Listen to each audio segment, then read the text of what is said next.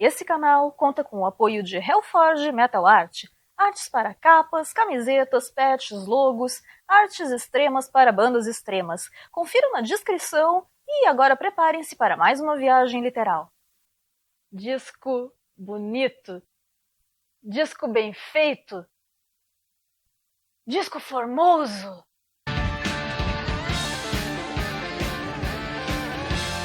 Saudações cósmicas, e 17 de maio de 1976 é uma data muito especial para nós fãs de rock dos anos 70 e mesmo para fãs dos ainda não nascidos Power, Speed Metal e afins, pois foi nessa data que foi lançado Rising, segundo disco do Rainbow, que começou como um projeto solo de Ritchie Blackmore, sobre o qual eu já falei em vídeo próprio, que eu vos convido a assistir na sequência.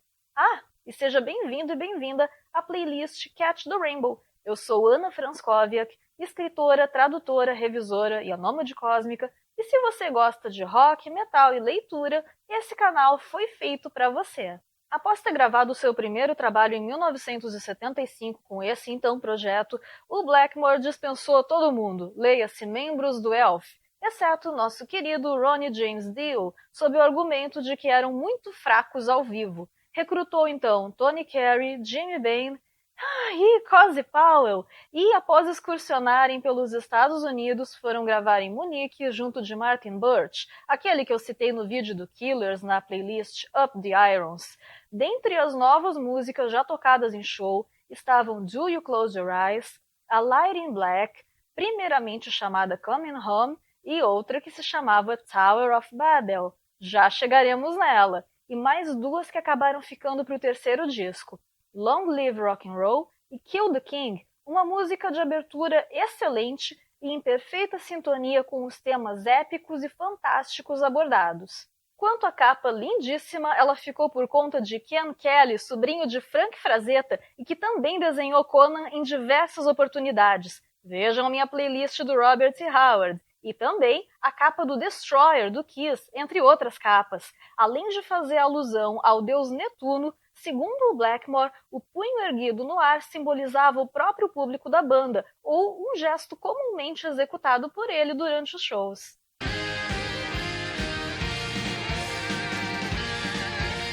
Eu não quero ir, algo me diz que não. Não, não e não, mas as pegadas na areia e as linhas na minha mão dizem vá, vá e vá. Cuidado com o lugar, o sorriso de um rosto resplandecente. Eu jamais voltarei? Como posso saber? Feral Woman foi escrita pelo Ronnie a pedido do Ritchie, que estava muito interessado em temas envolvendo ocultismo, misticismo. Eu não posso deixar de associar ela a Gypsy, que foi gravada muito depois lá no Holy Diver. E se vocês querem ver aí uma ligação, a princípio nada a ver, coincidente entre literatura, que nós amamos aqui tanto quanto rock e metal, assistam meu vídeo sobre um conto imperdível de Machado de Assis, A Cartomante.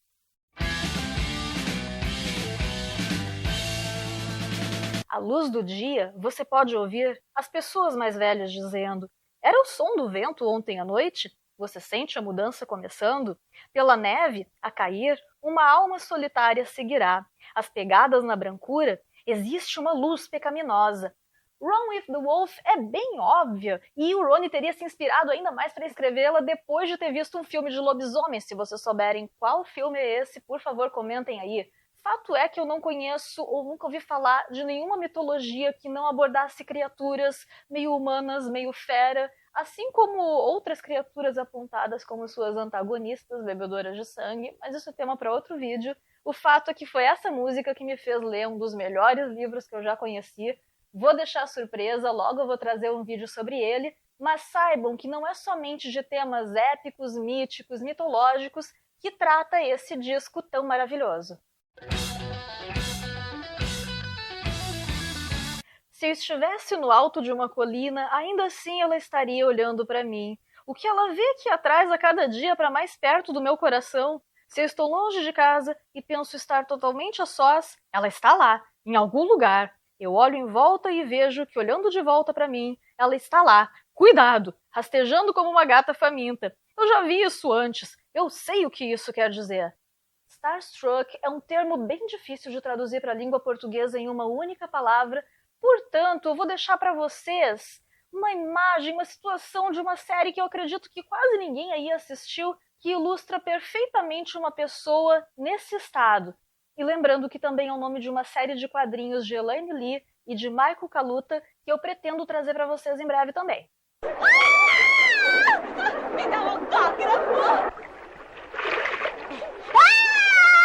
Chapolin! Me dá seu autógrafo, seu... Assim que eu conheci esse disco, essa música, eu sempre ficava me perguntando se ela tratava de um caso específico ou em geral, sobre as pessoas deslumbradas em relação aos seus ídolos.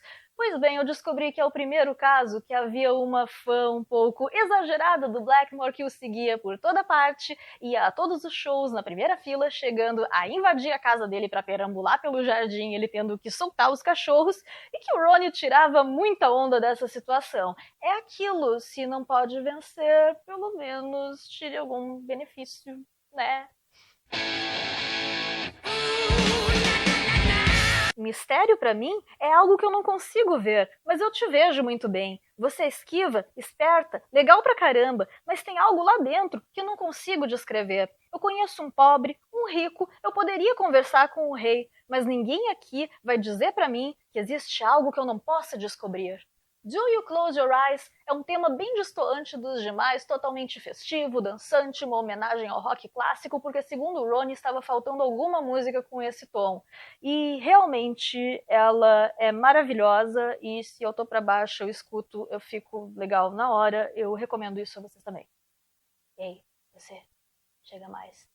Você também fecha seus olhos quando escuta essa introdução aqui? Momento mais aguardado, Stargazer contou com a participação da Filarmônica de Munique. Ritchie a compôs no violoncelo e o Ronnie também compôs parte do instrumental, lembrando que ele era fã do tenor Mário Lanza e também era trompetista, e conforme Ritchie, você nunca vai vê-lo desafinar. Stargazer mistura música clássica, medieval, gótica, médio-oriental, relatando o episódio da escravidão do povo hebreu condenado a construir a Torre de Babel para Nabucodonosor II, retratado aqui como um mago que almeja não apenas contemplar, mas chegar até as estrelas. A versão Rough Mix traz uma introdução extra de teclado, e a música devia encerrar com um solo de violino. Porém, nas palavras do Ritchie, tínhamos um violinista cigano conosco, e ele faria um solo de encerramento enquanto os instrumentos iam desaparecendo. Ele fez um solo maravilhoso que não entrou no disco e sequer foi gravado, pois a fita do rolo que estávamos usando acabou. Fomos muito ingênuos de gravar no final do rolo e eu fiquei bem desapontado. Ficamos envergonhados, pois ele acabou seu solo e perguntou pra gente como tinha sido. Respondemos, foi maravilhoso, mas a fita acabou. Lamentável.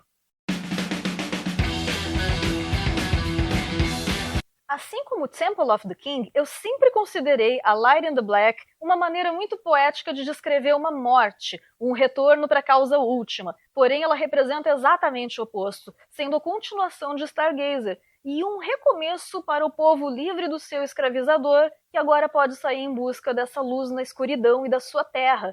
E me diz se não cabe nela um blast beat bem sutil.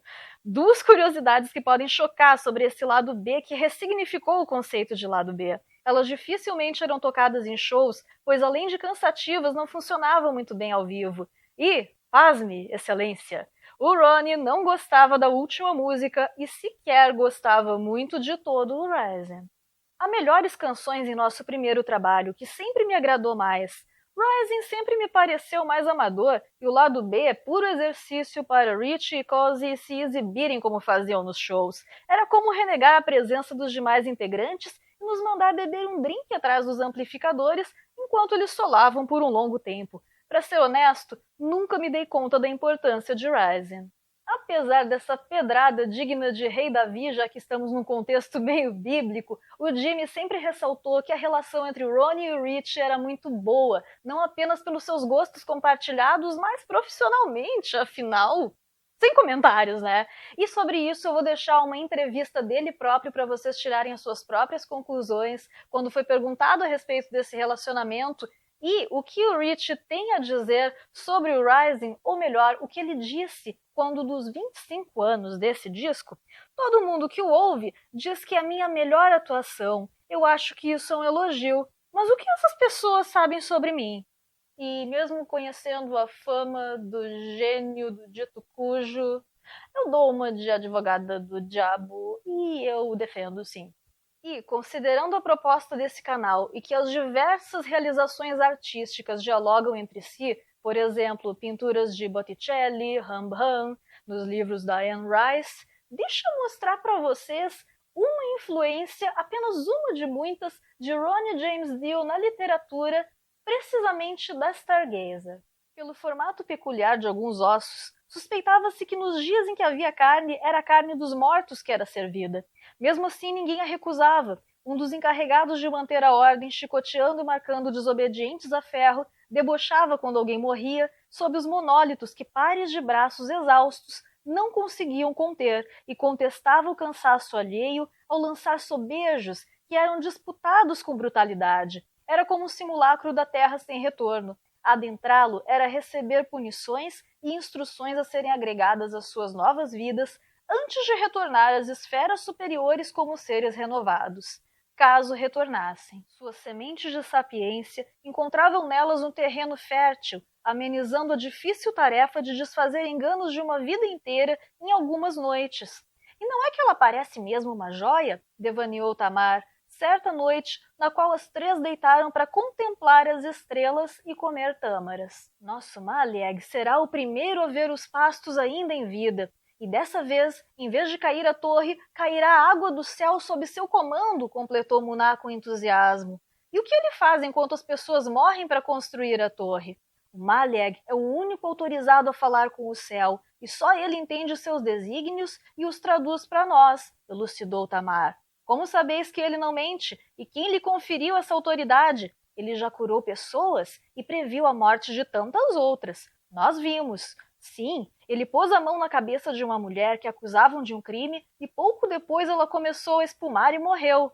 Tamar, e quando a voz revelou as leis enterradas sob as dunas? Lembra? Se a vontade dele é uma, então por que há outras leis? Inquiriu Amat, tendo por resposta faces confusas e nenhuma palavra. E do emblemático local de onde ela saltara, ficou assistindo a partida do aliado até o navio sumir de vista, como que se unindo ao sol poente, cujos raios douravam o mar. Malag, para onde vamos agora? Perguntou Muná. Para onde vocês vão eu não sei, mas eu acho que eu vou ouvir Rising pela milionésima vez. Por hoje, então, era isso que eu tinha a dizer, pessoal. Gostam de Rainbow, gostam de outras bandas do gênero ou não? Inscreva-se no canal, como eu disse, para não perder nenhuma novidade, ative o sininho, curta, comente, compartilhe esse vídeo para que ele chegue a mais pessoas, e aí vocês partilham da opinião do Ronnie. Esse é o seu trabalho preferido da banda? Seria algum outro? Confiram o outro vídeo que já está postado lá na Holly Deal, onde eu decidi colocar não apenas os trabalhos solo dele, mas também tudo que fez em outras bandas, no Saba, no Elf. E eu repito, compartilhe esse vídeo para ele chegar a mais pessoas e confira a minha campanha do Apoia-se aqui na descrição do vídeo. Muito agradecida a todo mundo que assistiu até aqui. Forte abraço, ótimas músicas e leituras. E David Zenia.